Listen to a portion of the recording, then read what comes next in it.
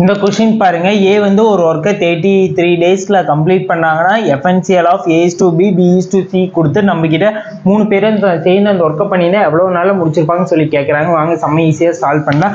First நம்ம என்ன பண்றோம்னா 3 பேத்தோட எஃபென்சியல் ஃபர்ஸ்ட் ஃபைண்ட் பண்றோம். A/B/C ஈக்குவல் டு ஃபர்ஸ்ட் என்ன பண்ணீங்கன்னா ஏவோட எஃபென்சியல் வேணும்னா இப்போ வந்து என்ன பண்ணீங்கன்னா இங்க இருக்கிற ஏவை எடுத்து இந்த இங்க இருக்கிற பியோட மல்டிப்ளிகேஷன் பண்ணுங்க. மல்டிப்ளிகேஷன் பண்ணி என்ன வருது 8 வருதா.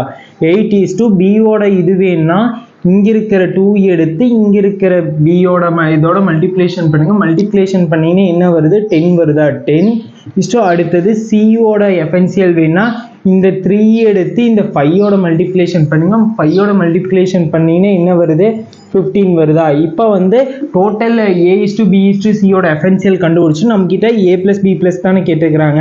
அதுக்கு என்ன பண்ணீங்கன்னா ஏவோட ஏவோ தனியாக அந்த ஒர்க்கம் கம்ப்ளீட் பண்றது எவ்வளோ